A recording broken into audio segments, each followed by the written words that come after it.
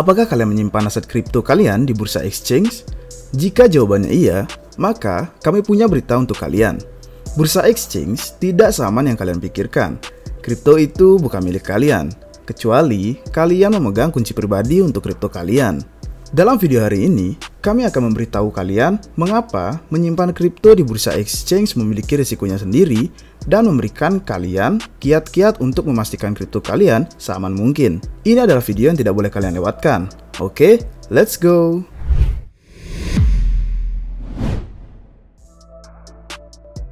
Penjelasan dompet pribadi. Jika ada satu pelajaran tahun ini yang bisa kita ambil, itu adalah bagaimana jika kalian mengandalkan entitas terpusat untuk menyimpan kripto kalian benar-benar bukanlah ide yang bagus. Celsius, BlockFi, dan yang terbaru FTX, miliaran dolar dana klien telah hilang. Dan dalam kasus FTX, sangat mungkin tidak dapat dikembalikan. Sementara itu, hanya sedikit yang mampu meramalkan kebobrokan dan kriminalitas dari FTX. Mereka yang menyimpan dana mereka di dompet pribadi berhasil terhindar dari kehancuran terburuk di dalam tahun ini. Mempercayai kustodian terpusat ini untuk menyimpan kripto bukanlah kesalahan yang hanya dilakukan oleh pemula. Hedge fund, manajer investasi, venture capital, dan individu berpenghasilan tinggi semuanya lengah saat FTX bangkrut. Bagaimana mereka bisa tahu bahwa perusahaan yang dipuji oleh para politisi, regulator, VC, dan media mainstream akan runtuh begitu cepat secara spektakuler? FTX lebih buruk daripada Mt. Gox, lebih buruk daripada Quadriga, dan beberapa mengatakan lebih buruk daripada Enron. Semua ini menunjukkan bahwa tidak peduli seberapa besar kepercayaan kalian terhadap suatu bursa exchange, kalian tidak akan pernah dapat 100% memverifikasi secara independen bahwa semua dana pelanggan dapat ditukarkan secara penuh kapan saja. Hanya ada satu cara kalian dapat mengetahui dengan pasti bahwa kripto kalian berada di bawah kendali kalian, dan itu adalah dengan menyimpannya sendiri dana tersebut sekarang. Tapi, apa sebenarnya arti dari penyimpanan pribadi? Sederhananya, penyimpanan pribadi adalah saat kalian memegang kunci pribadi kalian ke dompet aset kripto kalian. Artinya, kalian satu-satunya orang yang memiliki kemampuan untuk menandatangani transaksi dari dompet tersebut. Karenanya, kalian adalah satu-satunya orang yang secara efektif mengontrol kripto kalian sendiri. Dan inilah dari mana asal istilah not your key, not your crypto. Kalian secara otomatis melakukannya ke dompet yang kunci pribadinya dimiliki platform tersebut. Ini adalah dompet komunal, dan kalian harus percaya bahwa bursa exchange itu tidak akan meminjamkan atau mengirim dana tersebut ke orang lain. Apa yang tersisa adalah IOU. Seperti halnya dengan rekening bank tradisional, aset kripto dalam hal ini ada sebagai entry pada database. Saat kalian memproses penarikan dana, bursa exchange menandatangani transaksi dengan kuncinya sendiri, dengan asumsi aset kripto kalian masih ada di tempatnya. Jika tidak ada, IOU itu tidak ada artinya sama sekali. Sekarang pertanyaannya, bagaimana kalian melakukan penyimpanan pribadi?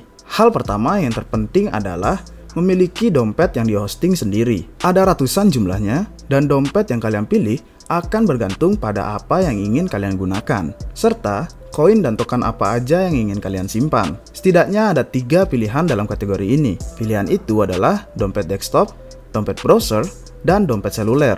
Nah, tapi sebelum kita bahas satu persatu, ada video sponsor dari official partner kita, Crystal. Untuk Crystal sendiri, ini adalah aplikasi HP yang menawarkan banyak banget fitur DeFi bagus yang ramah pengguna. Kalau kalian lihat, bisa untuk swap, nanti kita lihat satu persatu ya, bisa untuk earn, bisa untuk manage portofolio, dan bisa juga mendapatkan reward. Kalau kalian mau bikin akun, bisa tinggal langsung get started setelah kalian sudah download aplikasinya. Kalau belum download, bisa kalian lihat linknya ada di deskripsi di bawah video ini. Nah, kalau sudah masuk ke Crystal gini, gampang, kita bisa memanfaatkan penuh potensi Web3 dengan langsung aja nambahin wallet kalian. Kalian langsung bisa add wallet. Kalau misalkan belum punya, kalian bisa create. Tapi kalau misalkan udah punya, kalian bisa tinggal impor aja. Dan kalau impor pun, kalian tinggal milih dari jaringan apapun yang kalian punya. Apakah itu multi-chain atau mungkin beberapa yang khusus kayak Ethereum. Kalau kalian sudah punya private key, bisa tinggal dimasukin aja. Terus kayak nama walletnya aja, tinggal dikasih kalau mau. Terus kalau misalkan tinggal ke bawah, paste ada referral code. Bisa pakai yang kalian, kalau misalkan kami udah taruh di deskripsi, kalian bisa pakai. Terus tinggal impor walletnya. Nanti langsung kalian bisa masuk untuk melihat semua aset yang berkaitan dengan private key ini. Tulisannya sudah sukses, nge-import wallet. Terus tinggal nambah pin barunya aja.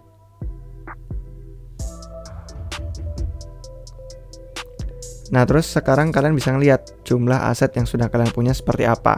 Tapi kalau misalkan kalian belum punya yang namanya dompet pribadi dan belum pernah punya private key atau seed phrase, kalian bisa bikin akun baru kayak yang tadi di awal, bisa create account. Untuk create accountnya sendiri, kalian tinggal langsung dari halaman utama tadi, terus ke bagian kiri atas ini untuk nambahin wallet. Terus pencet bagian create a wallet. Terus tinggal bikin create wallet namanya baru, misalkan wallet apa, coba-coba atau wallet RR lah. Kalau sekarang kita coba ya untuk iklan ini. Terus kasih referral code juga sama kalau ada referral kodenya, terus tinggal create. Nah, sekarang sudah ada nih Ethereum alamatnya, Solana alamatnya. Terus kalau mau di backup bisa dipencet backup untuk keamanan, terus kalau enggak bisa langsung continue aja. Sudah, langsung kalian bisa beli kripto di sini. Terus kalian bisa menukar aset di sini dari berbagai blockchain, mudah sekali, banyak banget pilihan yang sudah didukung. Bahkan layer 2 Ethereum sudah ada, macam-macam. Terus kalian bisa explore kalau misalkan mau melihat ada reward terbaru seperti apa, untuk pakai bridge pindah dari berbagai blockchain seperti apa, dan platform-platform DeFi yang ada yang sudah didukung oleh mereka. Kemudian kalau di sini sendiri ada earn, dimana kalian bisa supply token untuk menghasilkan bunga yang bisa kalian tarik kapanpun. Bonus rewardnya itu auto farming, otomatis ya kita bisa dapat bunga dengan tambahan token tata kelolanya mereka.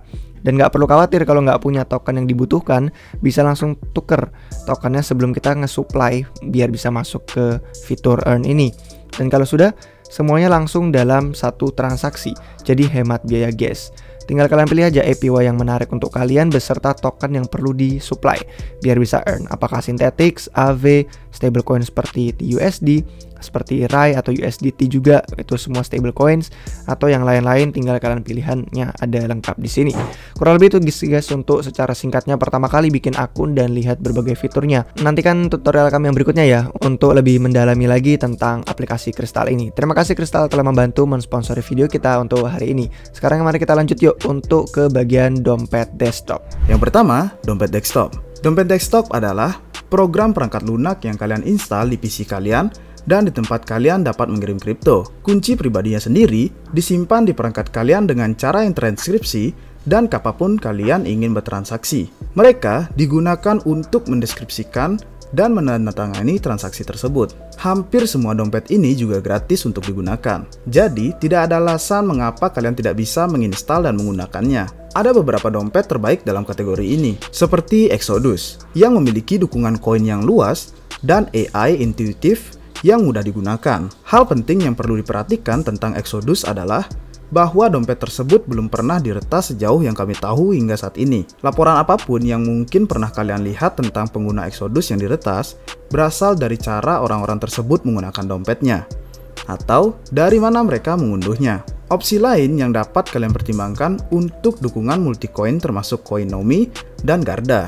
Jika kalian hanya ingin menyimpan Bitcoin, kalian mungkin juga ingin mempertimbangkan dompet Ethereum, atau kalian juga dapat mengunduh dompet inti Bitcoin. Tidak seperti Ethereum dan dompet lain yang kami sebutkan di sini. Dompet inti Bitcoin bukanlah tempat yang ringan atau dompet verifikasi pembayaran yang sederhana. Itu artinya saat kalian menggunakan dompet ini, kalian akan menjalankan node Bitcoin.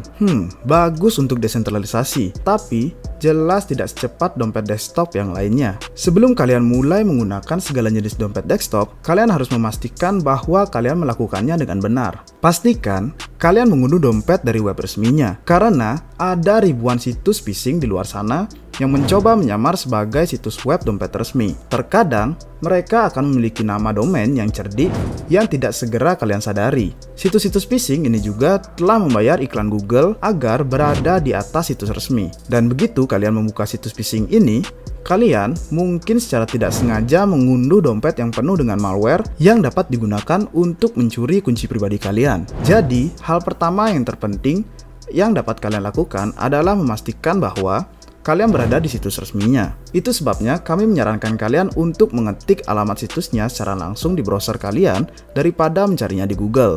Setelah kalian mengunduh dan menginstal salah satu dompet ini, kalian akan diminta untuk membuat kumpulan seed phrase. Seed phrase ini adalah kunci untuk kerajaan kripto kalian.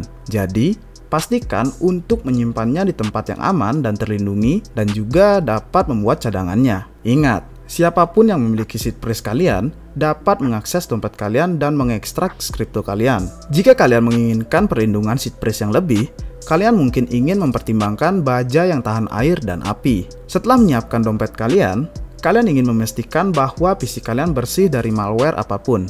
Dompet browser. Mari kita lihat dompet browser sekarang.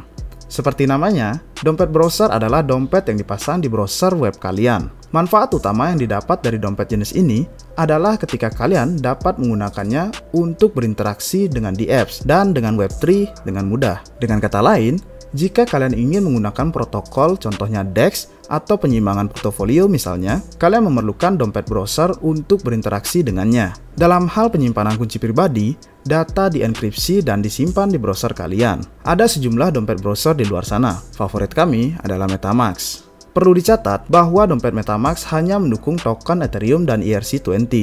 Jadi, jika kalian ingin mencoba-coba DeFi di ekosistem lain, kalian memerlukan dompet browser lain yang kompatibel. Misalnya, jika kalian adalah penggemar Solana, dompet Phantom mungkin yang terbaik dalam kasus ini. Tetapi, jelas dompet ini tidak mendukung ERC20. Jika kalian menginginkan dompet yang memiliki keduanya, maka kalian dapat mempertimbangkan dompet Coinbase. Akan tetapi, dompet ini hanya didukung di browser Chrome. Semua dompet yang kami sebutkan ini ada dalam bentuk ekstensi untuk browser. Ada browser di luar sana yang memiliki integritas dompet asli, seperti Brave dan Opera. Keduanya mendukung Ethereum dan Solana, dan juga memiliki DEX terintegritas untuk pertukaran cepat. Kalian juga bisa menghubungkan DEX favorit kalian di tempat lain dengan ke dompet ini.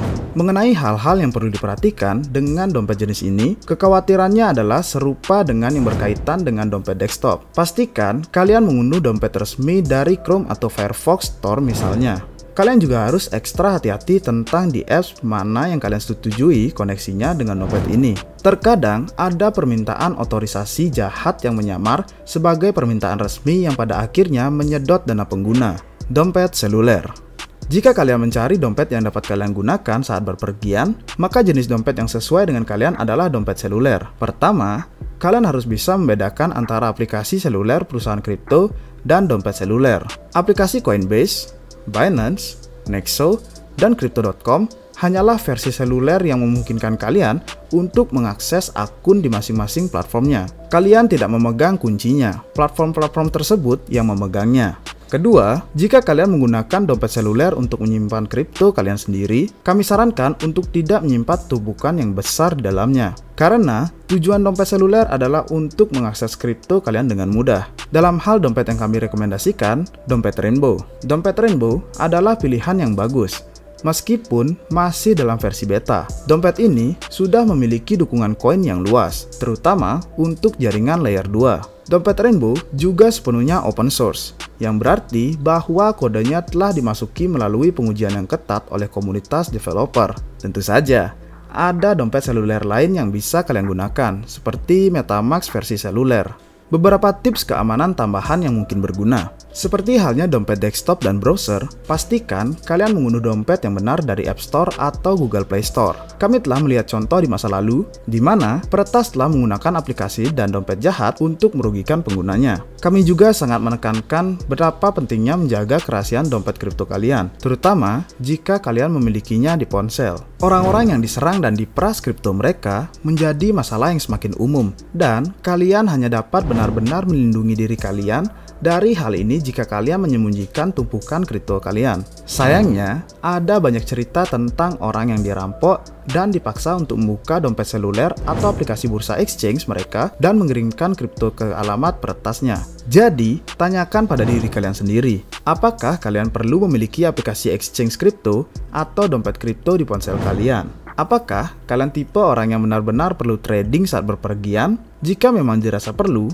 maka jangan memamerkannya dan menunjukkan kepada siapapun ponsel kalian dan saldo di dompet kalian. Kalian tidak pernah tahu siapa yang punya niat jahat. Dompet perangkat keras. Semua solusi penyimpanan pribadi yang kami sajikan sejauh ini adalah opsi untuk dompet gratis. Namun, jika kalian menginginkan perlindungan terbaik, maka dompet perangkat keras adalah pilihan terbaik. Jadi, apa itu dompet perangkat keras? Dompet perangkat keras atau hardware wallet adalah perangkat kecil yang dibuat khusus untuk keperluan menyimpan kunci pribadi dan menandatangani transaksi. Dompet ini disederhanakan dari sudut pandang fungsionalitas secara khusus untuk menghindari potensi peretasan eksternal. Dompet ini menyimpan kunci pribadi kalian di lingkungan yang tidak pernah terpapar ke internet, karena selalu disimpan di perangkat itu sendiri. Ini berbeda dengan semua dompet lainnya yang telah kami sebutkan sebelumnya, yang bisa saja terkena malware, keyloggers, dan lain-lain. Pada dasarnya, ini berarti bahwa hampir tidak mungkin bagi siapapun untuk mencuri kripto kalian kecuali mereka memiliki perangkat fisiknya. Dan bahkan jika mereka memilikinya, mereka memerlukan kode PIN perangkat untuk membuka dan mengirimkan kripto kalian keluar.